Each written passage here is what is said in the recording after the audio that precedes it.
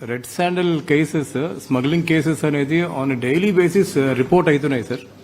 దాని మీద ఏమైనా మెజర్స్ తీసుకుంటున్నారు? డైలీ బేసిస్ రిపోర్ట్ అవుతున్నాయి అంటే పట్టుకుంటున్నారు, అవుతున్నాయి. లాస్ట్ టైం చాలా ఫర్మ్ గా యాక్ట్ చేశాం, మీకు ఐడియా ఉంటుంది.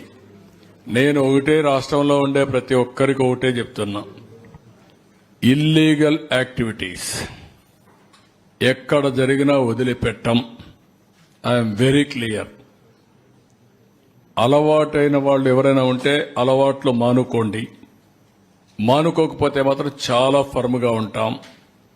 రెండోది, గంజాయి మత్తులో లేకుంటే మద్యం మత్తులో ఇష్టానుసారంగా ఆడబిడ్డలపైన అత్యాచారాలు చేయడం, నేరాలు చేయడం, గంజాయి దాగి రోడ్డు మీద పడడం, ఇవి చేస్తే మాత్రం చాలా జాగ్రత్తగా ఉండండి. మళ్లీ మళ్లీ వార్నింగ్ ఇస్తున్నా.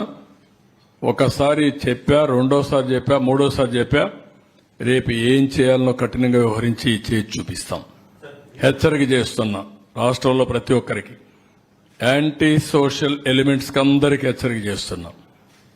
అందుకే ఈ రోజు జరిగిన నంద్యాలలో జరిగిన ఇన్సిడెంట్ కానీ, అదే మరి ఈస్ట్ గోదావరిలో శ్రీకాకుళంలో జరిగిన ఇన్సిడెంట్ కానీ చాలా సర్వసభ్యం సమాజం చీకొట్టే సందర్భాలు ఇవి. ఏంటంటే 9 సంవత్సరాల అమ్మాయి, ముగ్గురు చేసిపోయి రేపు చేయడం ఏంటి, అమ్మాయిని చంపేయడం ఏంటి, వాళ్ళు మైనర్స్ ఏంటి, మైనర్స్ కూడా మారి తయారైపోయే పరిస్థితికి వచ్చారు, వాళ్ళని కూడా చెడుదారిని పెట్టే పరిస్థితికి వచ్చారు. ఇక్కడేంటి 6 నెలల అమ్మాయి ఏంటండి, వాడు ఏంటి, కొంచెమైనా సరే చిన్న పిల్లల్ని కూడా ఈ మరి హెరాస్ చేసే పరిస్థితికి వచ్చారంటే ఎంత దారుణం మనం ఆలోచించాలంటే. ఇది వ్యవస్థ ఎంత భ్రష్టు పట్టింది, ఎంత చెడిపోయింది, మనసులో ఏ విధంగా కలుషితం అయిపోయినాయి. ఒక్కొక్కరు ఎట్లా తయారయ్యారంటే ఒక ఉన్మాదుల మారిగా తయారయ్యే పరిస్థితికి వచ్చారు. దీనికి కారణం గడిచిన 5 సంవత్సరాలు. దీన్ని చాలా గట్టిగా వార్నింగ్ ఇస్తున్నా.